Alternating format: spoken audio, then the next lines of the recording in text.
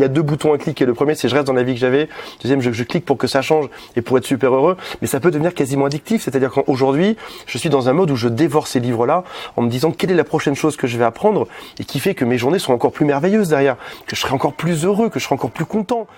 Bienvenue sur Chill, le podcast pour chiller où je vais à la rencontre d'entrepreneurs ambitieux qui mènent une vie saine. Je suis Brice de Feta Fitness, alias le maniaque des habitudes.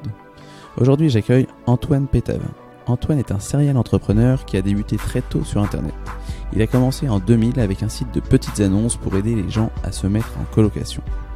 Puis, il a eu un drôle de parcours, comme il le dit lui-même, enchaînant avec plusieurs petits sites Internet qu'il peinait à monétiser.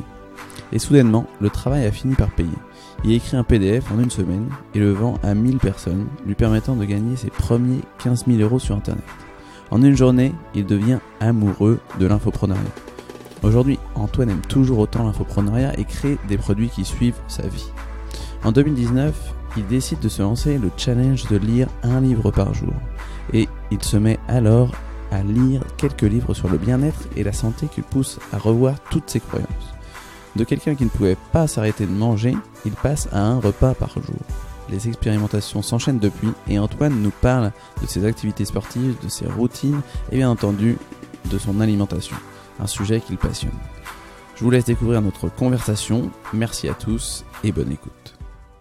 Salut Antoine, je suis très heureux de te recevoir sur le podcast. Salut Brice, c'est moi qui suis très ravi que tu m'aies invité. Pour commencer, est-ce que tu peux présenter ton activité pour les auditeurs qui ne te connaîtraient pas ? Eh bien écoute, je m'appelle Antoine Pétavin, j'ai 43 ans. Je suis reconnu principalement dans la rue pour un site qui a cartonné, un de mes sites qui a cartonné qui s'appelle je récupère mon ex.com. Donc les gens dans la rue me croisent et font « Oh Antoine de JRM », c'est le nom du site. Et ce qu'il faut savoir, c'est que je suis, au-delà d'être un coach, je suis un entrepreneur, donc j'ai beaucoup d'activités. Et typiquement, mon grand créneau, c'est de réussir sa vie professionnelle en fait, c'est de réussir ses amours. J'ai découvert qu'il y avait 3 choses qui étaient importantes sur Terre. Le premier, c'était avoir de l'amour, trouver la bonne personne, la garder si jamais elle part, ou arriver à la séduire si jamais on veut sortir avec elle. La deuxième, c'est l'argent, avoir une vie qui soit épanouissante au quotidien, c'est-à-dire être content le matin d'aller travailler, d'avoir un job qui rémunère à sa juste valeur, de s'éclater dans son activité professionnelle. Et le troisième, c'est la santé. Alors on peut vivre sans amour, sans argent et sans santé, mais j'ai remarqué que si on en avait un peu plus, en général, il y avait plus de chances de réussir sa vie. Carrément, ça m'a l'air une bonne formule quand même du bien-être, tout ça. C'est ça. D'accord, donc tu as commencé il y a longtemps sur l'internet. C'était il y a combien de temps ? Je crois que c'était en 2000. J'avais un site qui s'appelait colocation.fr. Je sais même pas s'il existe toujours. Et qui aidait les gens, c'était des petites annonces pour aider les gens à se mettre en colocation ensemble. D'accord. Ok. Et ensuite, tu as enchaîné avec la séduction, surtout récupérer son ex. Ouais, j'ai eu un drôle de parcours. J'ai fait beaucoup de petits ou de sites, ou de moyens sites pendant quelques temps. Et en fait, j'étais pas très bon pour les monétiser. Et en 2003-2004, j'étais à moins, je crois que j'étais quasiment à moins 3000 € sur mon compte bancaire. J'étais salarié, j'avais une vie de merde, mais vraiment au sens propre. J'étais à la défense, vraiment dans le cliché ingénieur informaticien à la défense, dans une vie qui avait aucun sens. Et j'étais à découvert déjà au début de chaque mois, j'étais à découvert. Et j'arrive à quasiment moins 3000 €. Il y a mon banquier qui m'appelle et qui me dit « Antoine, il va falloir que tu fasses quelque chose parce que t'es presque interdit bancaire en fait, d'ici peu ça va très mal se passer pour toi. » Je réfléchis à toute vitesse, j'étais un geek loser en séduction. Je me suis dit il faut que je trouve quelque chose par rapport à ça. Je vais écrire un livre, c'est un peu à la mode en Amérique, et j'ai écrit un livre dessus qui s'appelle Quasi en une semaine. Je l'ai écrit en une semaine d'ailleurs au passage. Je l'ai envoyé à plein de maisons d'édition qui m'ont toutes refusé. Je me suis dit c'est pas grave, je vais mettre ce PDF en ligne, je vais en vendre 5-6, ça me paiera un restaurant en moins. Et il se trouve que j'en ai vendu 1000 le premier mois à 15 €, donc 15 000 €. Et le livre, ce PDF a fait 1 million quasiment de revenus en un an. C'était gigantesque pour moi qui avait, j'avais 23 ans, 25 ans, c'était un truc de fou. Et je suis tombé amoureux en un jour, en une minute, de ce qui s'appelle l'infoprenariat, c'est vendre de l'information. un jour où donc c'était dans le tout début où je suis parti faire la sieste à Noël et je me suis réveillé à 16h et j'avais plus d'argent qu'avant ma sieste. Et je me suis dit, ça, c'est ce que je vais faire toute ma vie. Et ça a été le début de ma carrière dans l'infoprenariat. Et aujourd'hui, je crée des produits qui suivent ma vie. C'est-à-dire que j'étais nul en séduction, j'ai fait des sites sur la séduction. J'étais nul en couple, je récupère mon ex.com qui expliquait comment s'en sortir mieux et ne pas se faire larguer. Après ça, je suis tombé fou amoureux de l'entrepreneuriat, de gagner de l'argent en ligne, et j'ai fait des sites. AntoinePétalin.com parle de ça aujourd'hui, et probablement que quand j'aurai 70 ans, je ferai devenir un continent.com ou séduire en maison de retraite. Je sais pas, il y aura un truc en tout cas. Mais ça suit toujours ma vie en tout cas. Il y a toujours une ligne, un fil conducteur qui est ma vie. Carrément. Et c'est vrai que c'est intéressant de voir ça, c'est que souvent on fait des business par rapport aux problèmes qu'on rencontre et du coup en fait effectivement ça suit la vie qu'on a quoi. Donc, très très intéressant. Et là je suis à fond sur la santé depuis un an là, à fond la santé. C'est ce que j'allais te dire parce qu'avec tous ces business en ligne, tu étais vachement sur ton ordinateur. On en a parlé un peu en off et je te suis depuis quelques temps. J'ai vu qu'en mars 2019, tu avais commencé à te mettre à fond là-dessus sur la santé. Dis-moi un peu ce que tu as fait et en fait pourquoi ça a été quoi le déclic pour toi ? Je me suis mis en place en mars un défi de lire un livre par jour. Et j'ai essayé. Alors je te fais l'histoire, elle est courte l'histoire. Je te la fais quand même pour comprendre le truc. Je me décide en mars dernier de lire un livre par jour et j'arrive presque à tenir le rythme encore aujourd'hui. Hier, je l'ai pas fait, mais bon, aujourd'hui, je vais essayer de me rattraper. Et j'essaye de me mettre. Donc, c'est à peu près un livre par jour. Donc, je lis par exemple un tiers de livre le matin sur le business, vers 14h, un tiers de livre sur la santé, et le soir, je vais lire une biographie, par exemple. Et j'ai découvert que j'avais des lacunes dans le domaine de la santé qui étaient juste, mais gigantesques. C'est-à-dire que là où je pensais qu'il suffisait d'avoir une vie, moi dans ma tête, en fait, pour être en santé, il suffisait de ne pas toucher aux drogues, en fait, et de pas trop boire d'alcool, et de faire un tout petit peu de sport. Et j'ai découvert qu'en fait, le domaine de la santé, je pouvais radicalement changer de vie, et que tout ce que je mettais en place chaque jour, des toutes petites choses, c'est-à-dire, si je t'en parle, ça va être ridicule, mais c'est des toutes petites choses de chaque jour qui m'ont transformé. C'est-à-dire que si tu me voyais en photo entre mars et aujourd'hui, on dirait que c'est même pas le même homme. En fait, j'ai même des internautes qui me font un collage entre moi, ma tête avant et ma tête après. Et c'est des choses toutes bêtes. Ça peut être par exemple travailler quelques heures debout dans la journée. Alors on se dit oui, mais c'est pas pour moi, c'est compliqué, etc. Puis finalement t'essayes, tu fais ne serait-ce qu'une demi-heure par jour, puis une heure. Et puis aujourd'hui, par exemple, je bosse quasiment, je bosse toute la journée. Je suis jamais assis, je bosse toute la journée debout devant mon écran. Je me suis mis un bureau un peu surélevé et ça me métamorphose en fait. J'ai mon métabolisme qui est métamorphosé. T'as une digestion qui est meilleure, t'as un gainage du ventre, tu changes de vie quoi. Sur les choses que tu manges, s'il y a des aliments que t'évites, tu changes de vie derrière. Si jamais tu passes à du jeûne alterné, pareil, tu changes de vie quoi. Si jamais si jamais tu respectes un certain temps d'écran ne pas regarder son écran avant de dormir, c'est 1000 règles dans ta vie qui font que derrière t'es pas le même et t'es plus heureux, t'es en meilleure santé, t'es plus heureux intellectuellement, tu te fais plus d'amis, le machin est juste c'est un truc de fou en fait. On en reparlera après. Ouais, carrément, ça a l'air énorme en tout cas. Mais c'est intéressant de voir que ça part limite d'un challenge de un livre par jour et du coup en fait tu t'es dit putain j'ai pas mal de lacunes là-dessus, il faut vraiment que je m'y mette. Et tant qu'on ne sait pas en fait, c'est con ce que je veux dire, mais tant qu'on ne sait pas, on le sait pas en fait. Tant que tu sais pas que t'as des lacunes, tu lis pas parce que tu dis non c'est bon je le sais tu vois. Mais des fois en se forçant un peu à bouquiner, tu découvres des choses de fou en fait. Ouais, et puis c'est vraiment comme tu disais, c'est l'accumulation de petites choses en fait qui font à la fin quelque chose d'énorme, des choses qui sont parfois insignifiantes et c'est ça en fait qui est difficile à faire comprendre parfois à des gens qui veulent aller trop vite et qui veulent changer tout d'un seul coup. C'est que c'est beaucoup plus durable de changer petit à petit, même si ça te paraît insignifiant au départ, que de tout changer d'un seul coup et de pas arriver à le tenir quoi. Faut vraiment l'intégrer à son mode de vie quoi. C'est ça. Et comment est-ce que comment tu te sentais avant de commencer à faire ces challenges là, donc du coup de faire plus de sport, de t'intéresser à ton bien-être? est-ce qu'il y avait un espèce de mal-être où tu te sentais pas bien parce que tu étais fatigué ou des choses comme ça, ou alors pas du tout, et comme tu disais, tu n'étais pas du tout conscient de ce mal-être entre guillemets?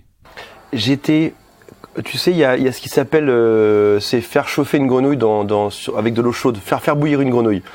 Si tu vois le truc ou pas? Si jamais tu fais bouillir, non. Si jamais tu plonges une grenouille dans de l'eau bouillante, elle explose. Si maintenant tu mets une grenouille dans de l'eau qui chauffe de plus en plus fort, elle va survivre. Et j'étais un peu cette grenouille qui avait des très mauvaises habitudes de vie. Je pense que si j'avais continué comme ça, mais je pense que j'étais mort avec un cancer, j'en sais rien. Enfin, tu vois, mais d'une tonne de choses rapidement, tu vois. Mais je m'en rendais pas compte. Et je me rendais pas compte que j'étais pas bien, que j'avais des phases dans la semaine totalement down en fait, où j'étais vraiment mal, qu'il y a des périodes de la journée où j'étais pas bien. Je pouvais pas par exemple travailler très bien le matin, mais je me rendais pas compte. Pour moi, ça me paraissait, au bout d'un moment, ça te paraît juste normal. Où tu sais, où tu rentres et très fatigué, tu te mets sur ton canapé et ça te paraît normal en fait. Et c'est après, lorsque ça change, mais je te parle de ça, c'est en quelques jours, quasiment quelques semaines, quand ça change, je me dis waouh. Je me souviens qu'avant, et ça te paraît dingue que t'aies pu être ce même homme affalé dans un canapé, fatigué le soir, à plus pouvoir bouger, à avoir du mal à soulever ton fils le soir, à refuser de voyager parce que finalement tu étais à peu près tout le temps fatigué, t'es à peu près tout le temps mal. Il y a ton cerveau qui est mal alimenté, donc qui pense pas forcément très bien non plus. Mais tu t'en rends pas compte parce qu'en fait tu t'es juste habitué, c'est atroce, mais tu t'es habitué à ça. Tu t'es habitué à pas être bien et ça te paraît normal.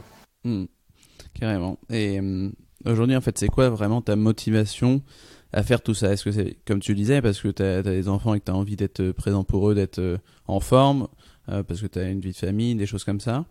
Ou c'est vraiment, ça a été un déclic au début physique, et puis ça s'est transformé en quelque chose de beaucoup plus profond? C'est prendre soin de sa santé peut devenir quasiment addictif. C'est-à-dire que, admettons, moi j'ai 43 ans, vivre dans le même état jusqu'à, je sais pas quel est l'âge moyen alors c'est atroce ce que je te dis, mais si c'est 75 ans, je sais même plus l'âge moyen de décès d'un homme, 78. Pour les hommes, ouais, ça doit être 75, 76, c'est pas très vieux, je crois. Si jamais, aujourd'hui je te dis t'as le choix, que ta vie va être de pire en pire jusqu'à cet âge-là, que tu vas mourir probablement 5 ans avant tout le monde, ou alors que en mettant 2-3 choses simples en action, tu vas passer probablement les meilleures années de toute ta vie, que ce soit physiquement, psychologiquement, avec tes proches, que tu vas être super heureux, que tu vas pouvoir kiffer ta vie, etc. Mais le machin, tu te dis bien évidemment ce que je veux. Si jamais il y a 2 boutons à cliquer, le premier c'est je reste dans la vie que j'avais, deuxième je clique pour que ça change et pour être super heureux, mais ça peut devenir quasiment addictif. C'est-à-dire qu'aujourd'hui, je suis dans un mode où je dévore ces livres-là en me disant quelle est la prochaine chose que je vais apprendre et qui fait que mes journées seront encore plus merveilleuses derrière, que je serai encore plus heureux, que je serai encore plus content, que je vais pouvoir, tu vois, le matin je bondis de mon lit, je vois des amis, je suis en super forme comme je l'ai jamais été. C'est addictif, c'est comme si tu étais drogué à ça. Et je comprends enfin ceux qui me disent qu'ils sont drogués au sport. Alors on en reparlera parce que moi qui suis pas très sportif, j'ai trouvé des moyens où j'ai pas besoin de faire 10 heures de sport par jour pour y arriver. Mais c'est addictif. S'occuper de soi peut devenir addictif. D'ailleurs, est-ce que t'as dans tes lectures, est-ce que t'as un livre vraiment qui t'a mis une claque en rapport avec le bien-être? Le principal aujourd'hui, c'est tous ceux que j'ai achetés sur le jeûne qui m'ont fait. C'était une immense prise de conscience que je m'alimentais trop aujourd'hui et je suis passé un repas par jour grâce à ça. Alors je sais pas si je vais citer des noms parce qu'ils se détestent tous les mecs entre eux, mais je les connais en plus, donc je veux pas créer de conflit, tu vois. Mais ils se détestent tous entre eux. Et le jeûne, passer un repas par jour, c'est probablement la chose qui m'a fait le plus de bien globalement dans ma vie. D'accord, on va en reparler. Donc aujourd'hui, tu as dit que tu t'étais mis au sport. Tu fais combien d'heures de sport, à quelle fréquence dans la semaine? Alors je fais 2 heures de sport par semaine. J'ai pris un coach pour une raison très simple, c'est que j'ai du mal à bouger mes fesses seul. Donc il me faut quelqu'un qui vienne me secouer. Alors ça fait un budget. Alors les gens me disent à chaque fois ouais mais toi Antoine t'es riche, etc. Patati patata. Il faut savoir que des coachs il y en a tous les prix et puis que du sport globalement pour en faire ça peut être gratuit d'aller faire du footing une fois par semaine ou tu vois, ou se mettre dans un club avec des gens qui font des exercices tous ensemble et où tu payes peut-être quelques euros pour y assister. Donc moi j'ai un coach qui vient 2 fois par semaine, ça me coûte 50 € la séance. Il vient, il me secoue, on fait des exercices, il m'accompagne, c'est la chose qu'il me fallait, c'est la seule chose que j'arrive à respecter en termes de sport. Je suis très difficile J'ai beaucoup de mal à faire du sport. Et c'est la chose qui me fait plaisir chaque semaine. On se marre, on se raconte des blagues, on fait des exercices ensemble, c'est très chouette. Donc 2 fois par semaine, c'est ça ? 2 fois par semaine, ouais. 2 fois 1 heure. D'accord. Et donc ça, tu as mis en place ce système à partir de mars, début d'année 2019, c'est ça ? Alors ça faisait longtemps que j'en faisais, mais j'en faisais de manière épisodique de temps en temps. Et je me suis dit vas-y, et je vais essayer de passer à peut-être 3-4 fois par semaine. Ça fait un autre budget encore, mais je vais voir si j'arrive. Je vais voir si j'arrive à me motiver pour ça. C'est quel genre de sport du coup ? C'est quoi comme sport ? C'est des exercices de salon. Alors j'ai une terrasse, j'ai une jolie terrasse près de chez moi, donc on se met dessus. Ça peut être du gainage, des squats, des burpees, des pompes, et voilà. C'est essentiellement au poids de corps et quelque chose qui est assez intensif, c'est ça ? Ouais. Il y a un TRX pour se tirer un peu. D'accord. Il y a des élastiques. On a des grosses kettlebells de 22 kilos là, à soulever Très bien. par des American Swing, ou je sais pas comment ça s'appelle. Ouais, si, ça s'appelle oui, ça dépend. Les Américaines, c'est jusqu'en haut de la tête normalement. Ah bah voilà. Et les swing, Russian Swing, je crois. Russian Swing, ouais, c'est ça. Ouais, top, très bien. Et est-ce que ça te plaît de faire ça ? J'ai l'impression de gagner à chaque fois des semaines de vie quand je fais ce genre de choses. T'en ressors, t'es bien, tu te regardes le soir, t'es balèze dans la glace. Non, c'est chouette. Et de toute façon, il y a une chose qui est évidente, c'est qu'en fait ton corps a besoin. Il faut faire bouger ton sang dans le corps en fait. Toutes les études le prouvent. Fais bouger le sang dans ton corps le maximum possible, et ça va venir purifier le tout. Ça va venir te rendre mieux derrière. Donc il faut le faire, c'est sûr. D'accord. Et avant ça, du coup, tu disais que tu faisais du sport de manière périodique. C'était toujours les mêmes choses, c'est-à-dire que c'était toujours au poids de corps des choses assez similaires, ou tu avais d'autres sports que tu aimais faire ? J'aimais bien faire Écoute, j'ai fait pendant très longtemps du gainage à la maison. C'était 1 minute ou 2 tous les matins à côté du lit, ce qui vient déjà un peu renforcer les muscles du dos, déjà au moins. Et les abdos. Et puis après ça, qu'est-ce que j'ai fait d'autre ? J'ai beaucoup échoué en salle de sport. J'ai fait les clubs Med Gym où j'ai payé 1 année, j'y suis allé 3 fois derrière. Ça, je l'ai fait plus qu'une fois. J'ai fait aussi ça s'appelle des électrodes. Comment il s'appelle ? Je sais même plus ça. J'aurais pu. C'est de l'électrostimulation. C'est ça. Tu vas dans un club, ils t'électrocutent les abdos pendant une demi-heure, 1 heure, et puis t'es censé être beaucoup plus gainé derrière. C'était pas pour moi. Il fallait quelque chose de beaucoup plus naturel en fait. Ouais. Moi, je suis comme toi, c'est que je suis sûr que ça fonctionne, ça marche, hein, effectivement. De l'électrostimulation, c'est prouvé que ça fonctionne, mais en fait, tu bouges pas, quoi.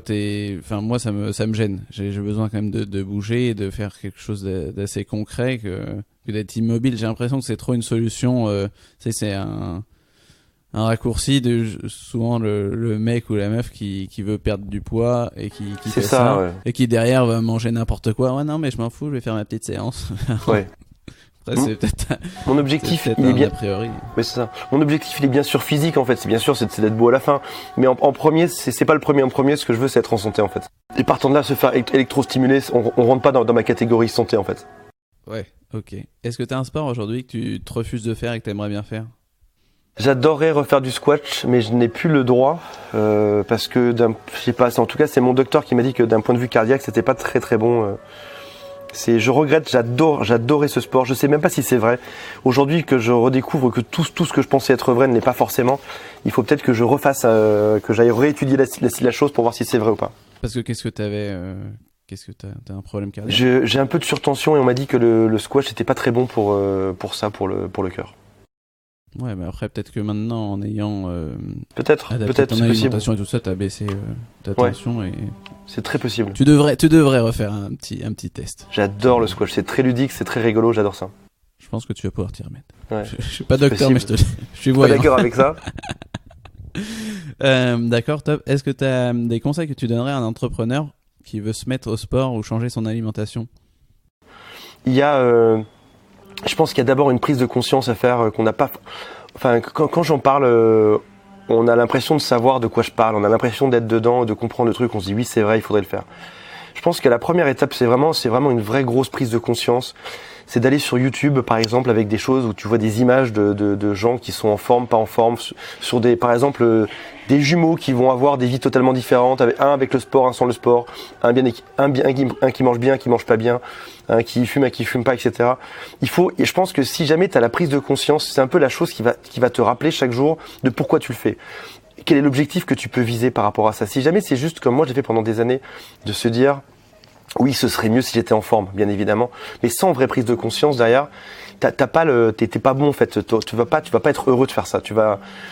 Si tu sais pas exactement pourquoi tu le fais, tu vas pas le faire. Donc la première étape, c'est lire, se documenter, aller tout simplement sur Amazon. Il y a des livres qui coûtent quelques euros dans les domaines que vous voulez. Allez vous faire plaisir. Vous allez dans Amazon santé, vous regardez les best-sellers, que ce soit en audio, en Audible, ou tu écoutes ça dans la voiture ou le matin en partant au travail, que ce soit sur des petits PDF que tu lis sur ton téléphone, que ce soit en vrai livre papier. Déjà, c'est prendre conscience, aller se renseigner de pourquoi est-ce que je fais ça. Est-ce que j'ai envie d'avoir le cancer dans 10 ans ou pas? Est-ce qu'il y a un vrai lien entre le sport et la santé? Est-ce qu'il y a un vrai lien entre avoir un cancer ou pas dessus? Et qu'est-ce que ça va changer dans ma vie? Comment est-ce que je vais être plus tard? Qu'est-ce qui va se passer? Et là, tu vas pouvoir commencer par visualiser. Et une fois que tu as visualisé, derrière, l'étape 2, c'est trouver son sport. Et je pense qu'on est tous différents, on a tous je recommande pas à tout le monde de prendre un coach sportif à la maison, je recommande à chacun de trouver le sport qui les éclate. Si c'est le foot, d'aller trouver un truc de foot près de chez soi. Si c'est la salle de sport, c'est d'aller trouver une salle de sport près de chez soi. Si c'est faire des exercices à la maison, faire des burpees tous les dimanches matins, c'est génial. Il y a des youtubeurs qui sont géniaux, des gens sur Facebook qui sont géniaux. Mais en tout cas, primo, je vous conseillerais de se renseigner, de se documenter, et deuxièmement, de passer à l'action. Carrément, ouais. Et passer à l'action en faisant quelque chose qui nous plaît et qui nous ressemble en fait. Et donc toi, tu as bien compris que finalement, tu avais du mal à te bouger tout seul, donc tu as pris un coach et c'est ça, en ça que c'est utile et ça sert pas à tout le monde effectivement. Et la troisième étape, c'est peut-être de pas s'en vouloir après ça derrière lorsqu'on échoue. C'est de se dire que voilà, on va essayer les choses, et puis peut-être que ça marchera, peut-être pas, mais en tout cas on l'aura essayé. Et puis après ça, on réessaye d'autres choses. Et puis tout d'un coup, on tombe sur quelque chose, on se dit là, je suis sur quelque chose qui me va là. Moi, mon repas par jour, ça a été une révélation. J'ai fait là, en 2 jours, j'en étais sûr, j'ai fait ça. Ça, c'est ce que je veux. Ça, c'est bon. Ça fonctionne chez moi. Carrément. Ouais, c'est ça. Il faut beaucoup expérimenter. On peut pas trouver tout du premier coup. Et effectivement, faut pas s'en vouloir. Et oui, quand on loupe une séance ou quand on fait des choses qu'on n'aurait pas aimé faire. Enfin, bref, faut vraiment expérimenter et pouvoir trouver ce qui nous convient, parce qu'en fait c'est pas évident quoi, c'est sûr. On peut pas calquer la solution de quelqu'un sur notre corps ou sur notre bien-être. Carrément. C'est sûr. Est-ce que tu as si on passe maintenant à tes routines, est-ce que tu as des morning routines et des evening routines? Mes routines? Oui.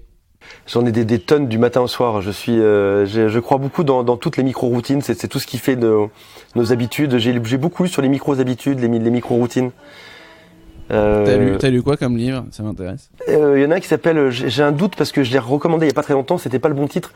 Il s'appelait Micro Habits, mais j'ai un doute parce que ça doit pas être exactement la chose. Il t'explique comment faire rentrer une routine chez toi, mais si je le trouve, si je cherche, je vais le retrouver, mais c'est pas exactement ce titre-là. Ça doit être Mini Habits. Peut-être ça. C'est possible. Il y a Mini Habits de Stephen Guise, il y a Tiny Habits de B.J. Fogg.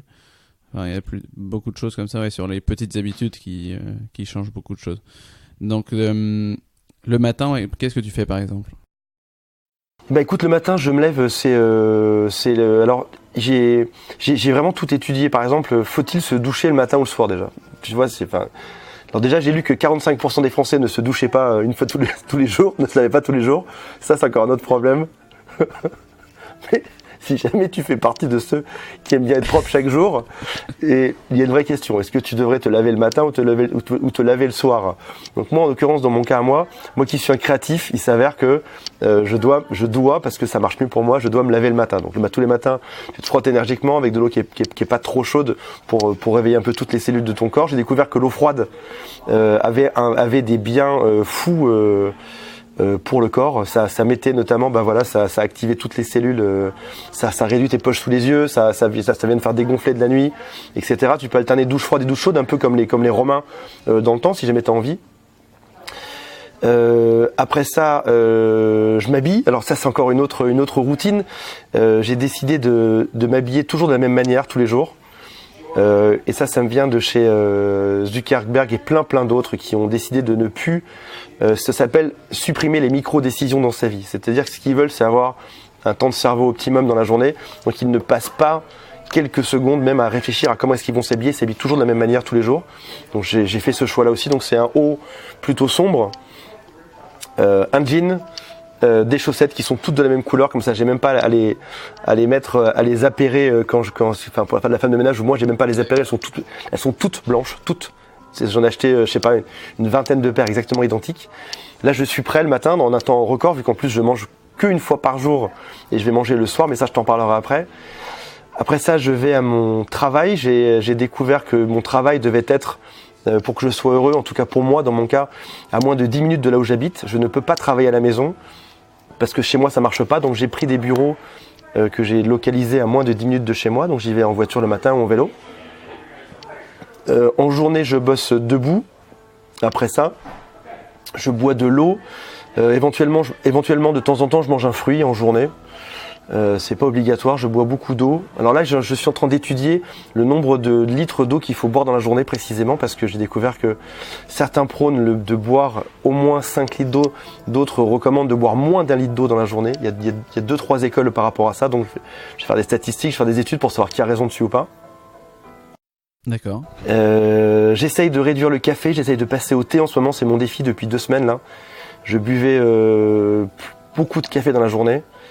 Notamment j'ai découvert la raison, c'est que le café accélère ton corps de quelques pourcents, ça accélère ton cerveau, c'est ce qui fait que tu te sens plus réveillé, plus en forme, que tu es plus efficace. Mais le problème du café, c'est qu'il se digère plutôt mal dans le corps.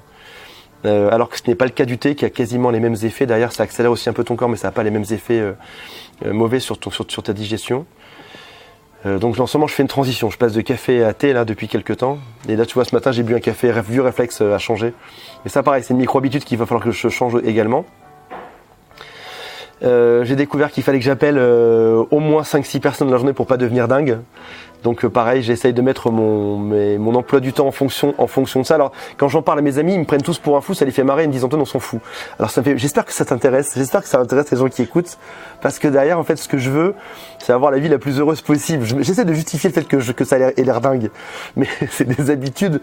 C'est-à-dire que plus ces habitudes, en fait, c'est bizarrement, ça peut être vu comme un emprisonnement, alors qu'en fait, ce sont des choses qui me libèrent. Ça me libère un temps fou dans ma vie en fait, parce que une fois que tu as fait ça, derrière t'as que du temps libre, derrière tu peux bouquiner, tu peux aller te balader, tu fais exactement ce que tu veux une fois que tu as fait ça en fait.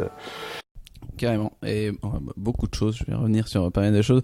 Je te comprends effectivement Antoine, t'inquiète pas, je suis plutôt pareil avec les habitudes, et c'est Jocko Willink je crois qu'il était dans la Navy Seal justement, qui a écrit un livre là-dessus sur discipline equal freedom, justement pour dire que plus tu es discipliné, plus tu mets une discipline dans ta journée, et plus tu as de liberté. Ouais. Après effectivement il y en a qui l'entendent pas comme ça, moi je le vois également comme ça, et je pense que en fait mettre des petites habitudes, et moi ce que j'appelle plutôt aussi des cadres, ça me permet en fait d'être vraiment organisé, d'avoir plus de temps pour faire d'autres choses, et en fait c'est pas quelque chose qui est immuable, c'est-à-dire que pour moi je le vois plus comme un cadre, c'est-à-dire que je vais dire je vais faire telle chose de 10h à midi, on va dire peut-être de l'écriture, mais j'écris pas toujours la même chose.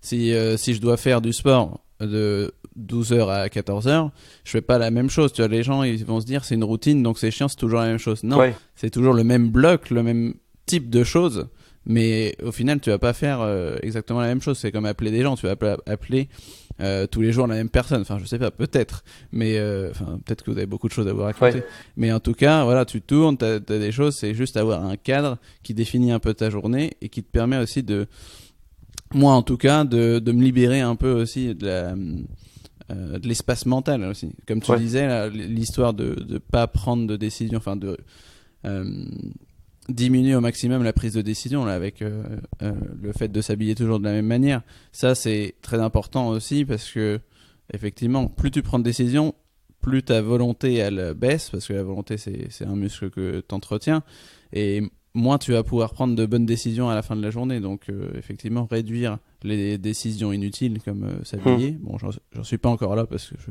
je m'habille presque pareil en fait. En fait, sans le savoir, je le fais pareil. Ah ben voilà, parfait. Mais ouais, effectivement, c'est important. Et C'est intéressant sur le café, là. Donc, du coup, tu transitionnes vers le thé. Et Oui. en fait, comment tu t'es rendu compte de ça? C'est en lisant encore d'autres choses? En lisant, ouais, il y a des livres, là, il y a beaucoup de livres qui parlent de la digestion et qui t'expliquent que t'as un bonheur immédiat avec le café, mais derrière ton intestin, je sais pas, t'as peut-être derrière mal au ventre, t'as peut-être, du coup quand tu manges, c'est peut-être pas aussi fluide que lorsque tu manges derrière après ça. Et on pense, on se dit tiens, pour digérer, je termine mon repas par un bon petit café, mais derrière en fait le machin n'est pas aussi bon que ce que tu pensais derrière. Sauf que comme tu es habitué, encore une fois, tu t'en rends pas compte. Et puis une fois que tu changes, c'est là que tu te rends compte qu'il y a une petite différence en effet. Ouais, t'es un peu plus heureux d'avoir bu un thé. Et je reviens sur ce que tu disais, du coup, ta morning routine, où tu parles de douche froide. Est-ce que tu pratiques, toi, la douche froide? J'essaye alors je suis un peu frileux au réveil. J'essaye de la faire le plus froid possible, mais ça reste tiède froid au final. Et là, je vais essayer quelque chose qui s'appelle, mais tu sauras mieux me dire que moi, c'est des bains avec des glaçons. J'ai rendez-vous là dans quelques semaines pour faire ça. Tu te trempes dans un bain avec des glaçons dedans. Avec, c'est un mec qui est connu, qui s'appelle Iceman. Enfin, non, avec le français, là, non? Ils sont ils sont de plus en plus. Ouais, il y en a un qui est connu, que je suis sur Instagram, où justement ils font des bains de glace. Je saurais pas te dire autrement non plus, mais c'est pour te faire entrer en thermogénèse, si je ne me trompe pas. Ouais. Mais effectivement, ça c'est très intéressant aussi, et ça donne pas mal d'énergie. Après, ça c'est un challenge. Hein. Ouais, je vais essayer. Puis de toute façon, il y aura deux choix au final. Hein. Soit j'aurai essayé et ça va me plaire et je garde, soit j'essaye, ça me plaît pas et poubelle. Mais en tout cas, c'est un beau défi que j'ai envie d'essayer. Ouais. C'est une bonne gestion du stress aussi. Il y a un gros travail de respiration avant, en fait, pour être vraiment dans le mindset qu'il faut pour rentrer dans le froid et des choses comme ça. Mais génial. C'est intéressant, ouais. Carrément. Top. Qu'est-ce que je voulais dire? J'avais aussi autre chose. Ah oui, sur l'eau, oui, c'était intéressant. Effectivement, sur l'eau, l'eau et toute la nutrition en général, en fait, la nutrition en général, c'est une science qui est très jeune, donc du coup, il y a tout et son contraire comme contenu, et puis dans 5-10 ans, on dira peut-être d'autres choses encore. Et c'est pour ça que tu trouves, il faut pas boire d'eau faut pas boire plus d'1 litre d'eau par jour ou boire plus de 5-6 litres d'eau par jour.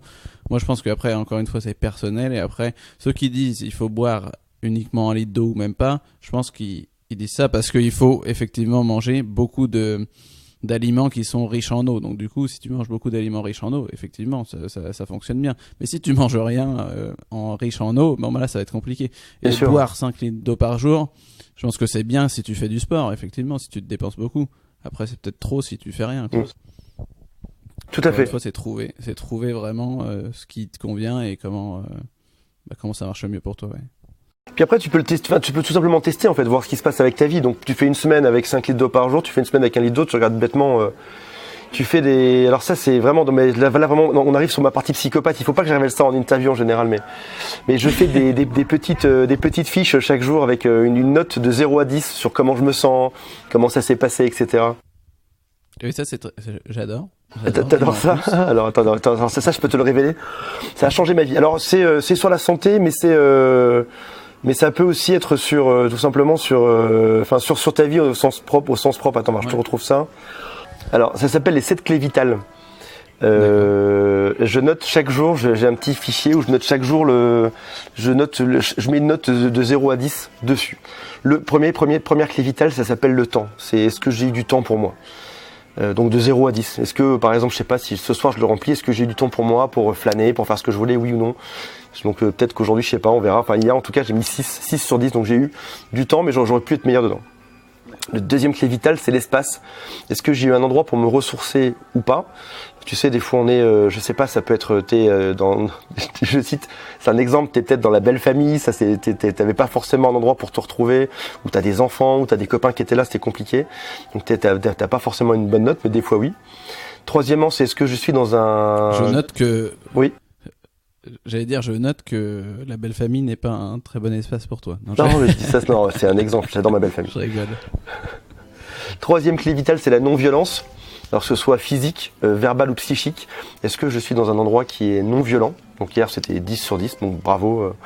il n'y a pas eu de violence dans mon entourage, que ce soit, je sais pas, tu t'engueules avec quelqu'un sur le périph', t'as des collègues de bureau qui t'ont embêté, t'as ta femme qui t'a sauté dessus, j'en sais rien, tu vois, ton enfant qui a crisé. Donc hier, j'étais très bon dessus. 4e clé vitale, ça s'appelle les 3 S, c'est sexualité, sport et sommeil. Donc là, pareil, tu notes quelle est ta note de 0 à 10 dessus. Clé vitale d'après, c'est le rapport à l'argent. Quel a été mon rapport à l'argent dans la journée? Est-ce que j'étais cool par rapport à ça? Est-ce que c'était compliqué ou comment ça s'est passé? Le suivant, le 6e, c'est la sécurité. Est-ce que je me suis senti en sécurité globalement dans ma vie ou pas? Ou est-ce que j'ai eu des angoisses par rapport au futur, par rapport à ce qui s'est passé, tu vois, où j'ai eu peur qu'il se passe des choses dans là où j'étais? Et le tout dernier, c'est l'instinct, qui est un peu différent de l'intuition. C'est est-ce que mon instinct me dit que j'ai passé une bonne journée ou pas? Et tu notes ça, et l'idée c'est que tu arrives au bout de quelques mois à déterminer des patterns, des schémas où tu as été dans des bonnes situations et de répéter les situations où ça s'est bien passé. Si par exemple, je dis n'importe quoi, tu loues un Airbnb dans la ville d'à côté de chez toi et que ça se passe bien et que tu es heureux de temps en temps, probablement qu'il faut plus louer cet Airbnb que pas. Est-ce que tu sais, on a toujours des amis qu'on se traîne, je te dis ça mais c'est pas ton cas, je sais très bien. On a tous des amis qu'on se traîne qui sont des amis négatifs en fait, mais je sais pas pourquoi, c'est genre Dédé, Sophie qui est toujours la même dépressive, qui est jamais heureuse, etc. Puis finalement tu passes une soirée avec elle parce que tu es habitué à ça, mais au final elle te met dans un mauvais mood, elle te met dans une insécurité, elle te met dans quelque chose qui est pas heureux, elle te met dans quelque chose qui va pas. Dans ce cas-là, il faut peut-être un peu moins voir Sophie et plus voir, j'en sais rien, Mathéo qui lui est positif, etc. Carrément, je suis tout à fait d'accord avec toi. Et oui, j'en ai quand même des amis toxiques, évidemment. Voilà, on en a tous. Après, c'est triste, hein, c'est triste aussi des fois de se rendre compte qu'ils sont toxiques parce que tu les aimes bien quand même. Mais c'est vrai qu'au quotidien, enfin, faut pas les voir au quotidien parce qu'ils te plombent le moral et t'es dans le mauvais mood. Je rebondis là sur ce que tu disais, du coup, sur ces 7 clés. Est-ce que elles sont partageables? Tu peux les avoir à la fin? Bien évidemment.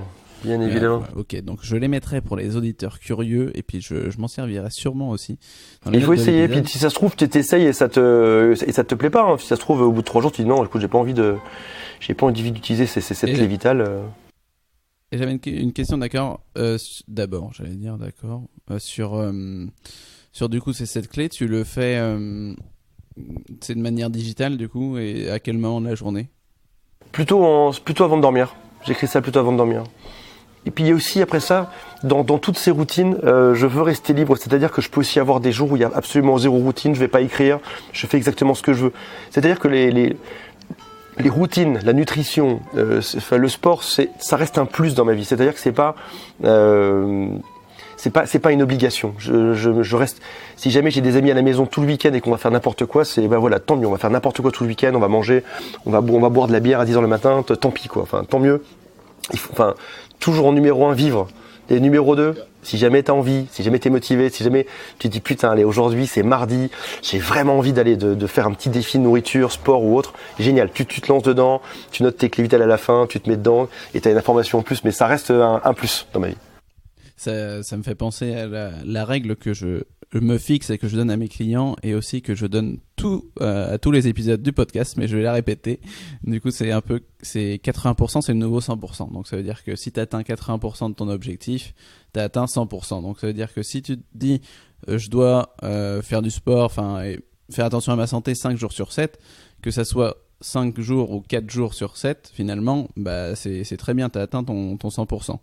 Et puis finalement, en fait, ce qu'il faut, c'est être constant. Donc du coup, peu importe si...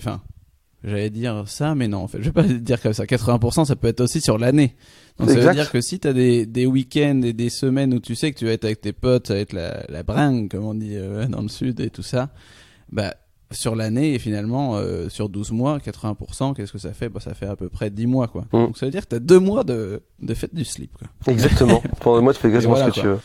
C'est quelque chose vraiment pour déculpabiliser et se dire voilà, j'ai besoin de vivre, tu vois. Oui. C'est pas que t'es non plus dans la restriction, mais c'est que des fois t'as envie aussi de pas penser à tout ça quoi. Donc je te rejoins carrément là-dessus.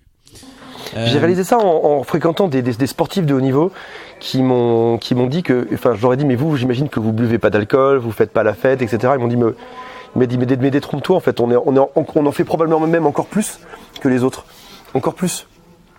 Et c'est juste qu'on a la possibilité, en fait, vu qu'on récupère mieux derrière, on récupère mieux physiquement, on se réajuste derrière, donc c'est-à-dire que tu peux vraiment te mettre minable, et tu vas aller compenser derrière, tu vas aller rattraper le coup derrière, parce que pendant une semaine qui est ultra saine juste après.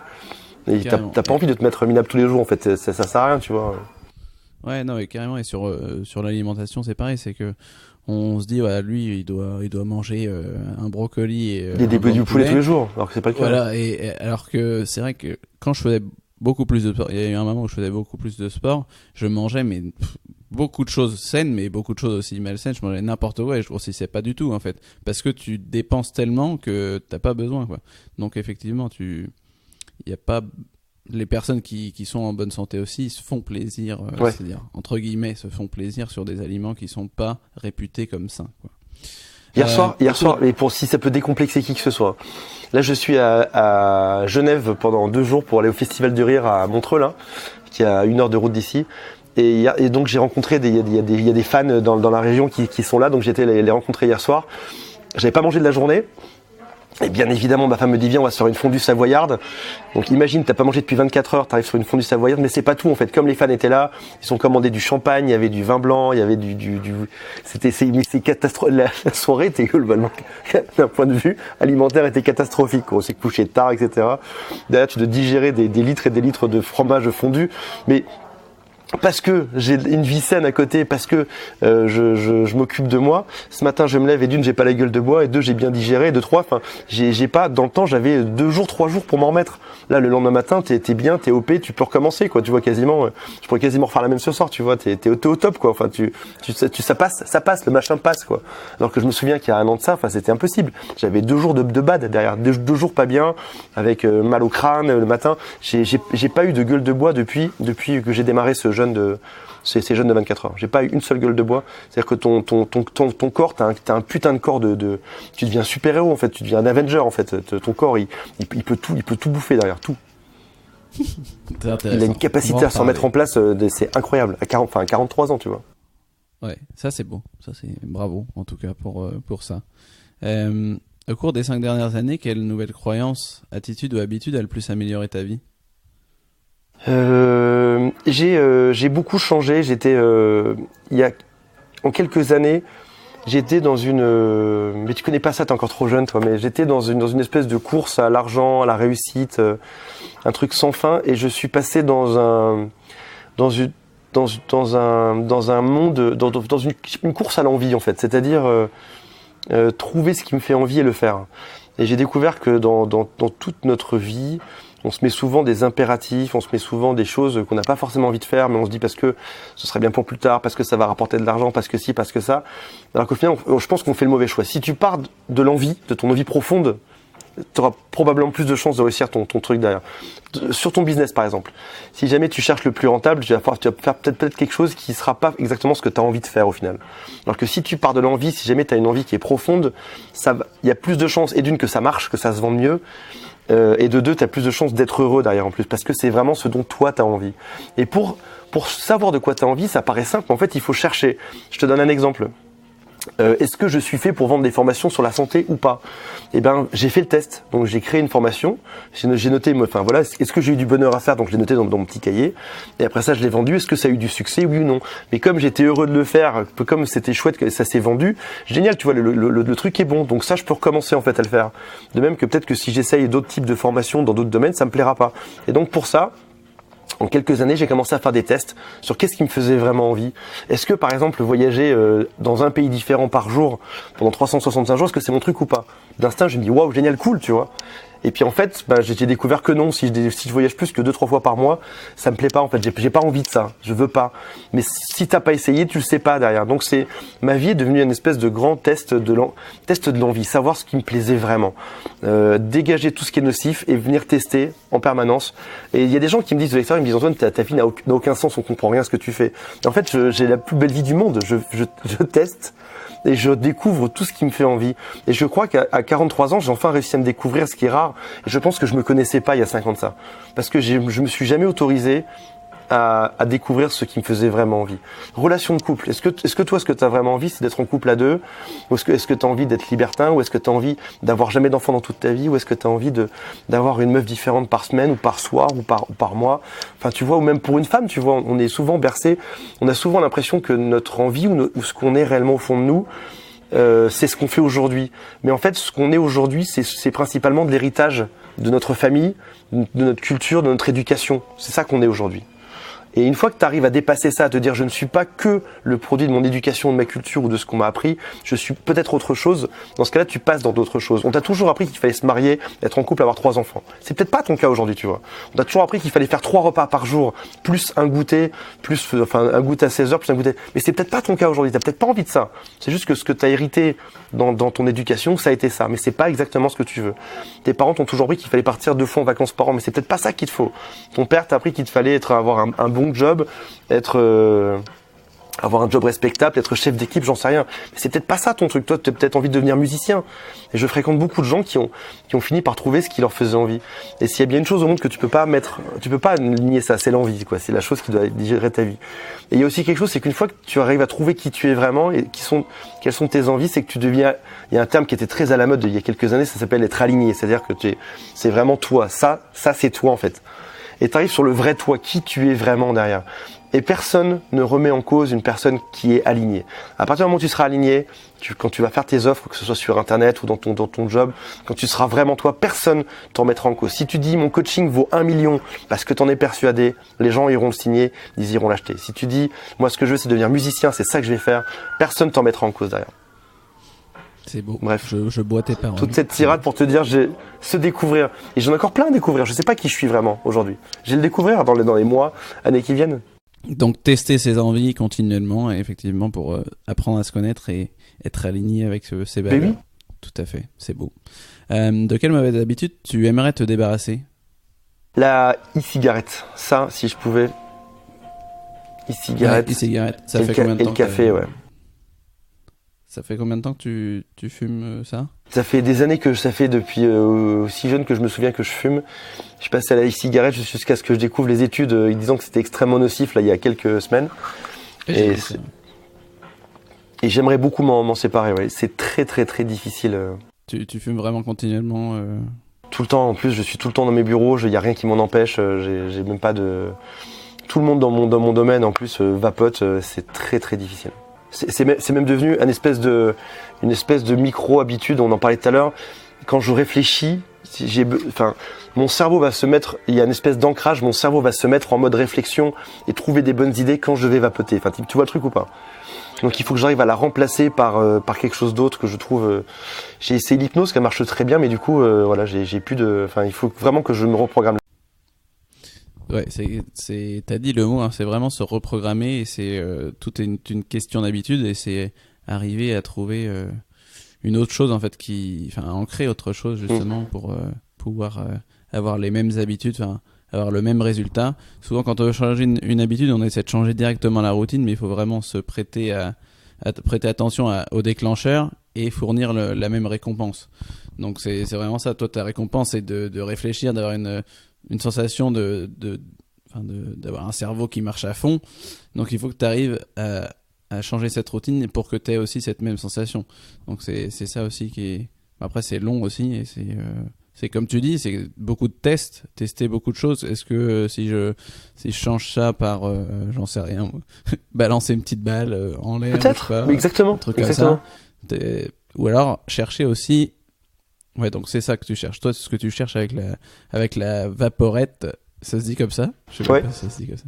Avec la vaporette, c'est aussi réfléchir et avoir une concentration mentale. Ouais. En fait, il faut arriver à trouver qu'est-ce que tu pourrais faire en substitution à ça et qui favorise ça aussi, quoi. Boire du thé? Peut-être, boire du thé. Après, ça fait beaucoup de thé. Ouais, je me suis mis un défi en ce moment, là, c'est de rencontrer 100 entrepreneurs par mois.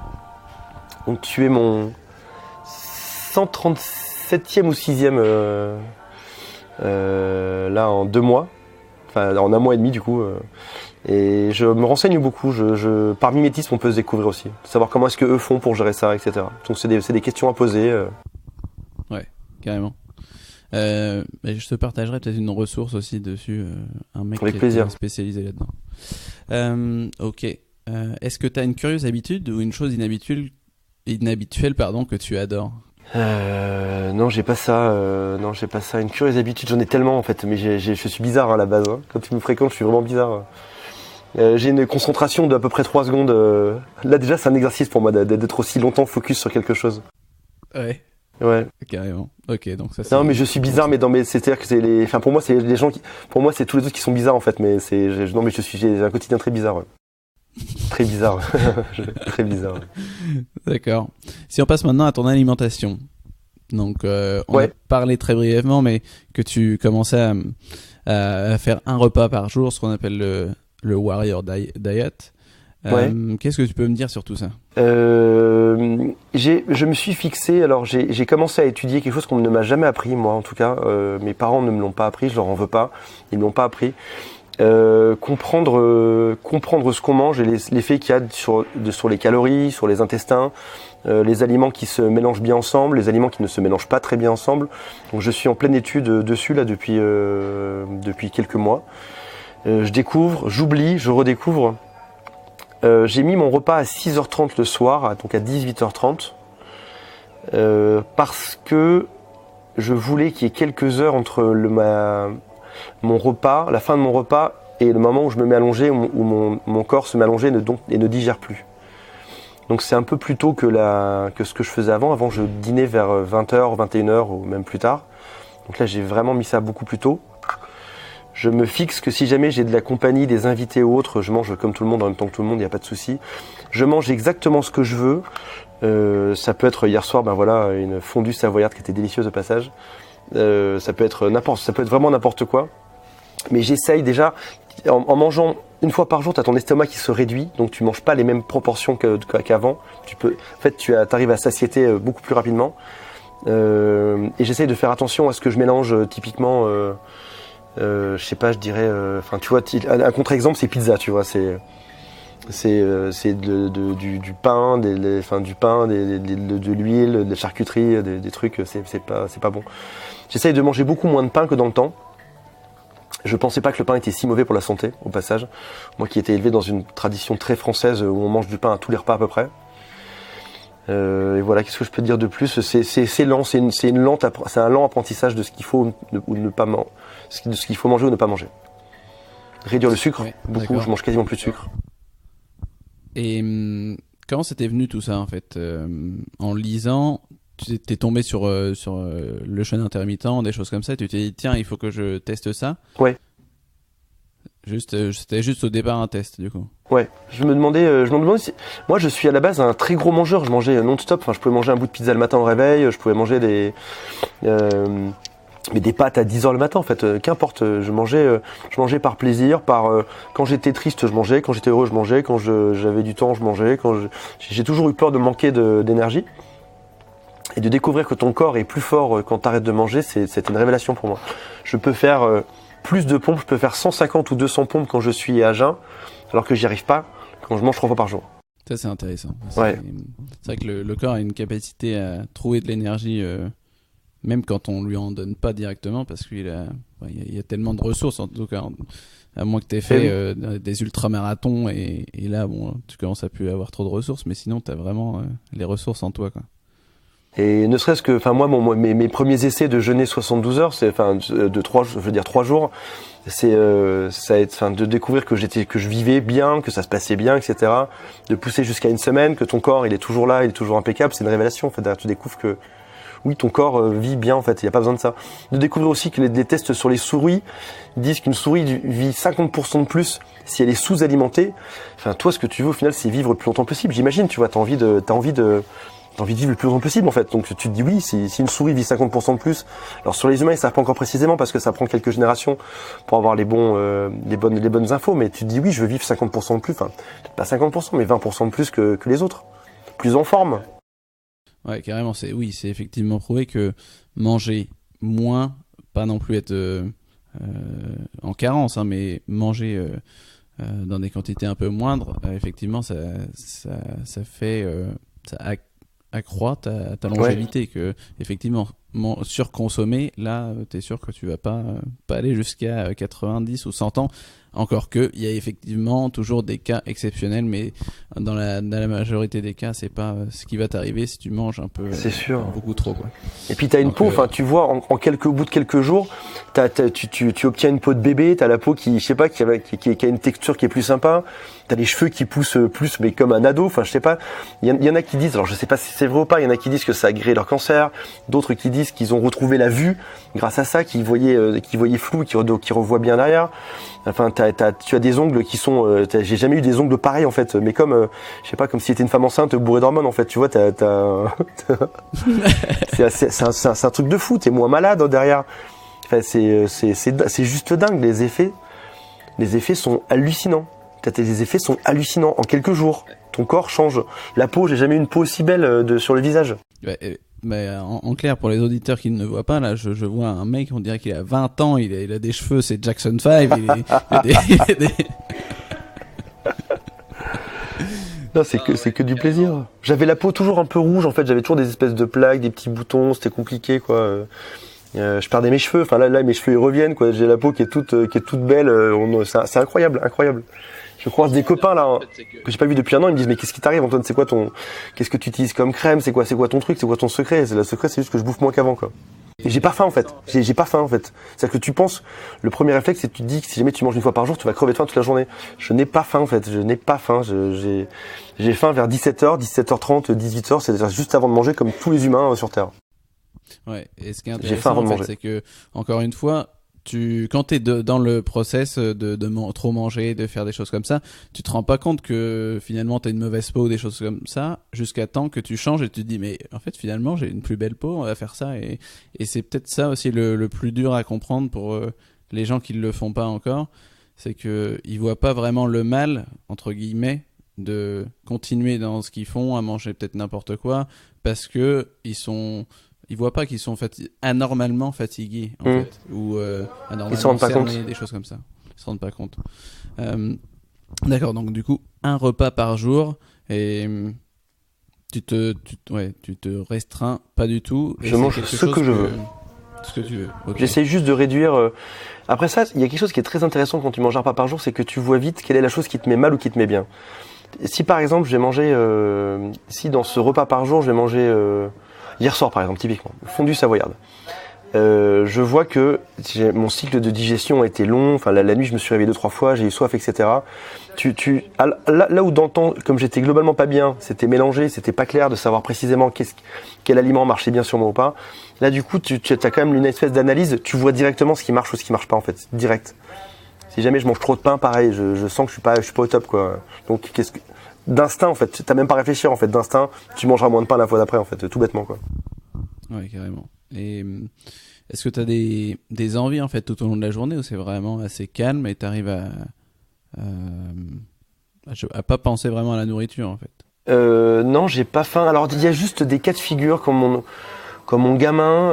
Alors je sais pas, genre mon gamin mange un truc que j'aime vraiment bien à midi. Dans ce cas, je vais peut-être faire un encart, tu vois, ou je vais peut-être m'écarter un peu de quelques mètres, ne serait-ce que pour pas avoir l'odeur. Enfin, on reste des animaux, tu vois. Ou alors, ça va être la belle-mère qui passe, qui cuisine des super plats tout le week-end. T'as beau être dans ta règle, machin. C'est tous les plats, elle te fait matin, midi, soir, tout ce que t'aimes bien. Bon, là, c'est foutu. Enfin, c'est niqué, en fait. T'es devant. C'est ce que j'allais dire. Est-ce que socialement, c'est pas compliqué de faire ça? Mais je me suis fixé que ça ne m'empêcherait pas de vivre socialement. Donc si jamais, très souvent, je sais pas, le week-end on voit des amis ou quoi, je mange comme eux et c'est pas grave. Ouais, carrément. Encore une fois, le 80%. Ouais. Enfin, à la base, ça reste un plaisir en fait. Je fais ça pour me faire plaisir. Donc je me fais vraiment plaisir. Et ça me fait bizarre des fois de voir des gens qui mangent tout le temps. Enfin, tu vois des gens dans la rue qui ont toujours leur sandwich, etc., machin en permanence. Tu te dis pourquoi ils mangent autant les gens. Enfin déjà, et puis même économiquement en fait, tu économises. Enfin déjà, tu gagnes du temps dans la journée. Parce que t'as 2 repas en moins, donc t'as un temps fou. En fait, tu gagnes 2 heures dans la journée. T'as des courses en moins à faire, t'as du travail en moins, t'as moins de vaisselle à faire. Et tu gagnes de la vie, ouais. Et de l'argent. T'as aussi 2 fois moins de repas. Je trouve que c'est encore une fois une question de croyance, c'est-à-dire que on a tellement été habitué à faire 3 repas par jour, goûter, etc. et te dire si tu manges pas pendant 3-4 heures, enfin 5 heures, tu vas avoir trop faim, tu vas te sentir faible, que notre corps il s'est habitué aussi à ça et que c'est vrai qu'on a peur. Moi la première fois aussi, moi je pratique le jeûne intermittent mais du 16-8, donc 16 heures de jeûne et 8 heures de feeding, de nourriture. Au départ, quand je l'ai fait, j'étais pas du tout serein, tu vois, je me sentais pas hyper bien et tout ça, et puis finalement, t'arrives à faire 3-4 jours comme ça, tu te dis, je le retends, je le fais 4-5 jours, et puis je vais faire du sport, et puis je me sens très bien, en fait, je vais pas tomber dans les pommes. En fait, tu te dis, c'est génial, en fait, je peux faire ça, et t'as une croyance qui s'envole, tu te dis, mais en fait, j'ai pas besoin de manger pour faire du sport, je peux partir des heures comme ça, et t'es plus serein, en fait, parce que tu te dis... tu vois la capacité de ton corps à réagir à ça, et c'est vrai que les autres personnes qui l'ont pas testé sont toujours assez frileux, ils se disent mais comment tu fais pour faire ça? En fait juste tu le testes et puis tu verras bien que ton corps il s'habitue. J'essaye, ouais. Carrément. Il y a quand même une phase de transition de quelques jours où ton corps s'habitue qui est pas très agréable, et je comprends que les gens abandonnent là. Carrément, il y a toujours une phase de transition, je pense que ça peut durer jusqu'à 1 à 2 semaines. Je conseille pas de faire, si tu manges 3-4 fois par jour, d'y aller directement sur un repas par jour. Faut y aller progressivement comme tout, mais effectivement il y aura des moments où tu voudras peut-être arrêter et où ça sera plus compliqué, mais faut essayer de mener un test assez longuement. Tu peux pas sur une journée te dire bah tiens j'ai pas mangé aujourd'hui, j'avais trop faim, c'est pas pour moi. Non, faut quand même essayer de faire au moins 4-5-6 jours et d'arriver à voir. Et j'ai essayé. Alors j'ai été voir Thierry Casasnovas que j'adore au passage, et j'ai essayé de passer c'était il y a 2 semaines, hein, et j'ai essayé de passer un repas tous les 2 jours, mais c'est l'échec le plus total. Ça vient changer mon caractère en fait. Je suis un peu plus nerveux. Alors moi je le vois pas, mais c'est mon entourage qui me le dit. Je suis un poil plus nerveux, c'est un peu plus agressif ne serait-ce que dans le ton de la voix, tu vois. Mais j'aurais bien aimé essayer. J'aurais bien aimé y arriver. J'ai peut-être recommencé, mais je veux pas non plus que ça vienne déranger mon entourage dessus. D'accord. Et ça t'est venu comment? C'est lui qui conseillait? C'est Thierry qui avait parlé de ça il y a quelques mois. Je me suis dit ouais, c'est une super idée. En fait, faudrait que j'essaye ça une fois tous les 2 jours. Si finalement ça marche bien une fois tous les jours, pourquoi pas une fois tous les 2 jours. Mais ça, jamais testé, ça marche pas trop chez moi. D'accord. Je sais pas pourquoi d'ailleurs. Un autre jour. Et j'ai toujours alors j'ai eu une réponse, mais alors, j'ai toujours un coup de mou vers 17 heures. C'est pas de la faim, j'ai un petit coup de fatigue.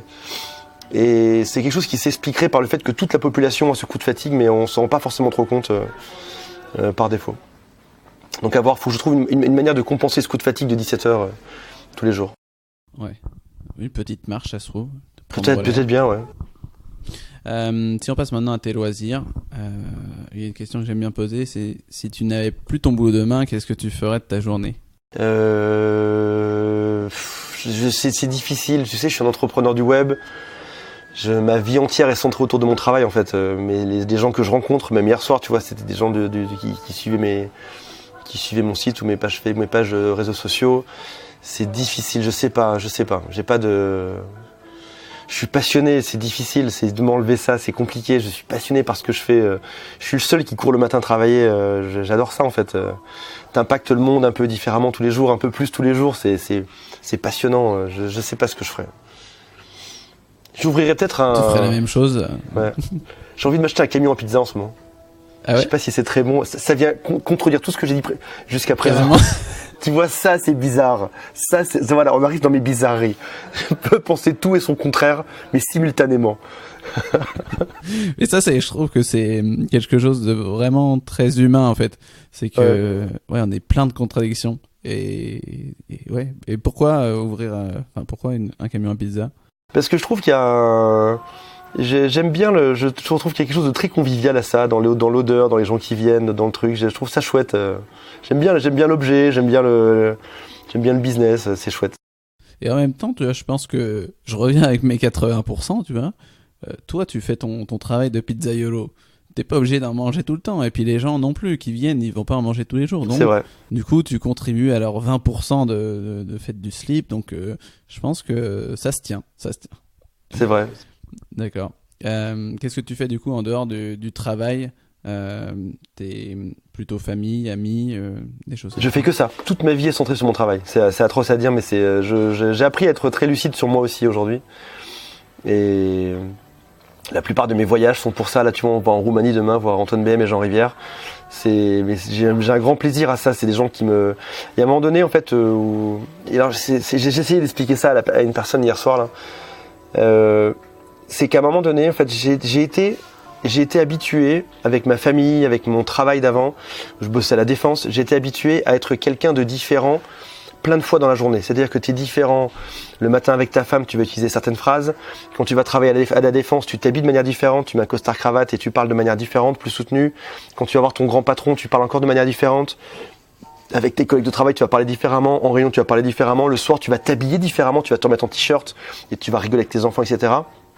Et je suis dans une vie, en fait, qu'on pourrait qualifier de... Enfin, si je parle au commun du mortel, je leur explique juste que je travaille tout le temps. Mais en fait, c'est un peu différent. J'ai une vie où je suis toujours le même. Je suis toujours habillé de la même manière. Je parle toujours avec les mêmes mots, que ce soit à toi aujourd'hui, à mes enfants, à ma femme, à mes amis, à ceux avec qui je travaille. Parce que je suis, encore une fois, on parle de l'alignement. Je suis quelqu'un je deviens de plus en plus aligné. C'est-à-dire que j'ai une vie qui est toujours la même. J'ai vu une relookeuse hier soir là elle me dit mais il vous faut peut-être 2 tenues, une pour faire des vidéos, une pour être vous-même. Je dis non, je suis toujours la même personne. Je veux pas, c'est quasiment devenir schizophrène en fait, tu vois, de devoir être 2 personnes, de devoir être une personne en journée, une personne le soir, une personne avec tes amis. Non, mes amis me ressemblent. Du coup, pour qu'ils me ressemblent, il faut qu'ils soient quasiment dans le même métier que moi. Du coup, il faut qu'ils aient les mêmes pensées que moi. Du coup, je fréquente que des gens qui sont à peu près dans le même milieu. Du coup, c'est ça qui me fait évoluer. Du coup, c'est ça que j'aime. Et du coup, j'ai une seule et même vie en fait. J'ai une seule et même vie. Qui est, on pourrait qualifier ça d'une vie de travail, mais c'est une vie où finalement je suis la même personne tout le temps, quoi. Ouais, carrément, je comprends. T'aimes tellement ce que tu fais et puis c'est tellement ta personnalité que finalement c'est pas travailler entre guillemets, c'est l'extension Et même quand je monte sur scène, j'ai un point d'honneur à être habillé, encore une fois, toujours pareil, avec les mêmes mots. Si je te parle là aujourd'hui, quand je monte sur scène, je vais faire le Grand Rex là à mi-janvier, je serai sur scène avec le micro, mais je vais dire les mêmes phrases. J'aurai pas un discours qui sera plus élaboré ou moins élaboré ou plus différent. Je vais pas sauter en l'air, je serai le même. Encore une fois, je serai tout le temps le même, mais c'est un bonheur. Je pense qu'on est sur des vies qui nous rendent un peu schizophrènes aujourd'hui. Je pense qu'il faut que ça s'arrête. Il faut qu'on soit toujours la même personne. Et tu vas faire quoi du coup au Grand Rex? C'est une présentation sur... le titre de la présentation s'appelle Comment j'ai perdu 10 ans de ma vie à gagner 2 millions par an et comment j'ai fait mieux en 6 mois. C'est un peu plus tactique, mais j'aime bien ça. J'aime beaucoup ça. Ça ressemble encore à une contradiction, tu vois. C'est beau. Je suis plein de contradictions. Ouais. Voilà, on est plein dans ma tête. D'accord. Pour terminer, il y a 4 questions que je pose à mes invités. La première, c'est la recette que tu aimes préparer ou le plat dont tu te lasses jamais. Je suis tombé fou amoureux de ce qui s'appelle des Pokéballs. Au début, je pensais que c'était un truc avec les Pokémon, ça n'a rien à voir. C'est je dirais tahitien, hawaïen. Hawaïen, je crois. Hawaïen. C'est tellement bon pour la santé, c'est une base. Alors pour ceux qui connaîtraient pas, si vous avez loupé la mode comme moi apparemment ça fait 1 an que ça existe, moi il y a même des restaurants qui se lancent avec ça dedans. C'est une base, soit de éblis, soit de riz, tu mets à peu près ce que tu veux comme base dedans. Dessus t'as des avocats, tu peux mettre un concombre, tu peux mettre du saumon, tu peux mettre du jambon, tu peux mettre de l'huile de sésame, tu peux mettre des graines de sésame. C'est délicieux. Je suis fou de ça. Tu peux mettre des fraises, de la goyave, tu mets ce que tu veux dedans. J'adore ça. Je suis tombé fou de ça. Et je cuisine que ça quasiment depuis 1 mois là. Mais comme un psychopathe. Hein. T'aimes bien ou pas? Je suis le seul. Ouais, j'adore les Pokéballs et j'adore aussi les Buddha Balls. Les Buddha Balls, je sais pas si tu... Non, qu'est-ce que c'est? C'est à peu près pareil, donc sauf que le Pokéball, c'est souvent avec une base de riz et de choses comme ça, et avec du poisson, souvent. Ouais. Alors que le Buddha Ball, je crois que c'est plutôt végétarien, et donc du coup, il n'y a pas vraiment de... C'est plutôt avec du tofu, des choses comme ça. Mais moi, un des Buddha Balls que je me prépare, que j'adore, ce serait avec des pousses d'épinards, des haricots rouges, qu'est-ce que je mets? De l'oignon rouge, de l'avocat, au milieu un peu de houmous, Qu'est-ce que je mets d'autre? Des concombres, ça peut être aussi après des patates douces ou alors quelque chose que j'ai déjà cuisiné peut-être la veille. Et par-dessus, je mets un peu de sauce tahini, tu vois. C'est de la sauce, de l'huile d'olive aussi. Et puis des graines. Ouais, je mets tout dedans, vas-y. Et en fait, le truc c'est qu'au départ, tu te dis ça a l'air dégueulasse le truc, tu vois. Enfin, tu te dis je sais pas, tout mélanger, ça va peut-être pas être très bon, mais en fait quand tu manges ça, tu te dis mais c'est top quoi, j'adore quoi. C'est super équilibré, il y a des légumes, il y a du riz, c'est parfait, mais pas parfait quoi. Ouais. Et puis ça demande pas trop de préparation. Et en plus, t'as même quasiment rien à cuire pour un peu que t'aies un rice cooker qui te fasse ton riz à côté. Enfin, en 5 minutes, ton putain de plat est fait. Ça épate tous tes invités, ça épate ta femme, tes copains, toi. Tu peux en manger autant que tu veux. En plus, t'as même pas de limite. Tu peux en bouffer jusqu'à te faire péter le ventre. Tu peux en manger autant que tu veux. Il y a aucun risque dessus. Quel est ton film préféré? Oh là là là là, j'en ai tellement plein. Je suis très film de suspense, des thrillers. J'adore ça, un peu policier, un peu thriller avec des énigmes, des trucs derrière. J'adore ça. J'en consomme beaucoup. Ouais. J'en consomme beaucoup. Est-ce que t'en as un en particulier comme ça qui te vient en tête? Qu'est-ce que j'ai aimé? J'ai adoré un truc qui s'appelait True Détective sur, je sais même pas sur quelle plateforme ça se diffusait. Mais j'en aime plein. Qu'est-ce que j'en ai vu un qui était génial? The Irishman avec De Niro et Al Pacino il y a quelques jours là. Okay. Je crois que c'est Scorsese qui l'a fait, il me semble. J'ai peut-être un doute. Non, mais j'en aime plein. J'adore ça. D'accord. Pour finir, est-ce que tu as une anecdote en rapport avec le sport ou l'alimentation? Je vais vous dire quelque chose. Je vais te dire quelque chose. Si j'ai réussi, tout le monde peut le faire. C'est ça le truc. Tu verrais de là où je pars, des bases que j'avais quand je partais. Moi, j'ai une grand-mère, elle nous faisait bouffer tout était frit, tout était cuit à l'huile. On m'a jamais rien appris. J'en veux pas à mes parents. On m'a jamais rien appris sur comment se nourrir. On avait des BN à toutes les heures, des gâteaux dans tous les placards. On avait de la pâte d'amande qu'on pouvait manger à la main comme ça en permanence quoi. C'était des M&M's, des sneakers, des trucs. C'est-à-dire que c'est ça dont je pars, tu vois. On m'a jamais rien appris. J'ai toujours détesté faire du sport. J'ai toujours eu très très faim. Je suis réputé pour avoir été un bébé qui crevait de faim depuis tout petit. Et mon anecdote aujourd'hui, c'est que si j'ai réussi à le faire, si je suis encore plus heureux, si aujourd'hui j'ai l'impression, et je t'explique un truc qui est fou, j'ai l'impression de plus manger qu'avant, alors que je mange 3 fois moins qu'avant. J'ai jamais faim, alors qu'avant j'avais tout le temps faim et je bouffais comme un porc. Là aujourd'hui j'ai jamais faim et si j'ai réussi à le faire en me renseignant, et c'est pas beaucoup d'efforts en fait. J'aimerais vraiment que les gens aillent voir sur Amazon. Tu sais, la lecture aujourd'hui, tu vois, il me semble que c'est 45% ou 50% de la bande passante française qui est prise par Netflix. C'est-à-dire que Netflix, les gens veulent de la vidéo, du truc qui bouge vite, la consommation rapide, des réseaux sociaux, etc. Et je sais que lire ça fait chier quoi. Mais si tu dis, allez vas-y, je vais me faire un livre plaisir, je vais choisir le livre que je préfère dans Amazon, je vais kiffer ça. Pour une fois, je vais fermer mon Netflix pendant quelques heures et je me renseigne, je regarde un peu. Tu vas changer de vie pas à pas en fait et tu vas comprendre pourquoi tu le fais. Tu auras des putains d'ancrage et tu vas vivre plus vieux et tu verras tes petits enfants plus tard et tu n'auras pas un putain de cancer et tu seras au top quoi. Mon anecdote c'est si j'ai réussi à le faire, si j'ai vu de là où je pars, si j'ai réussi à le faire, si je me suis renseigné. Ne prends rien pour acquis en fait. Tout ce que tu connais est peut-être faux aujourd'hui. Carrément. Et ouais, je suis d'accord avec toi. Rien n'est acquis et vraiment il faut toujours se remettre en question sur les choses quoi. Mais c'est clair. Pour terminer, Antoine, est-ce que tu peux donner aux auditeurs les liens vers lesquels ils peuvent te retrouver?